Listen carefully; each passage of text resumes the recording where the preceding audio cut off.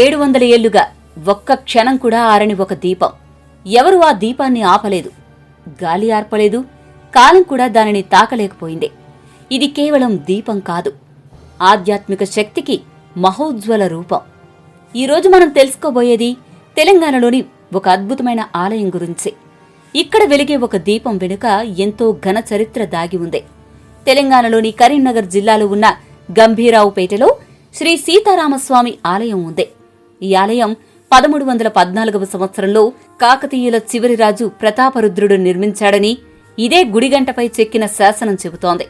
కానీ ఈ ఆలయాన్ని ప్రత్యేకంగా నిలబెట్టింది ఓ దివ్య జ్యోతి. అదే నందదీపం. ఆలయం నిర్మాణం సమయంలో వెలిగించిన ఈ దీపం ఇప్పటికీ, అంటే దాదాపు 700 సంవత్సరాలుగా నిరంతరం వెలుగుతూనే ఉంది.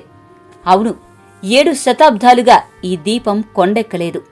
అప్పుడు రాజులు ప్రజల నుంచి వసూలు చేసిన పన్నుల్లో కొంత భాగాన్ని ఈ దీపానికి నూనె కోసం వినియోగించేవారట. కాలం మారింది, రాజ్యాలు అంతరించాయి, కాని దీపం మాత్రం ఆగలేదు. ఇప్పుడు గ్రామస్తులు, భక్తులు దీన్ని కొనసాగిస్తున్నారు.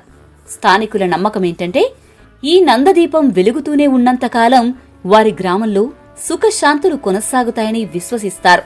ప్రతి సంవత్సరం శ్రీరామనవమి సందర్భంగా ఇక్కడ జరిగే సీతారాముల కళ్యాణాన్ని చూసేందుకు వేలాది మంది భక్తులు తరలివస్తారు.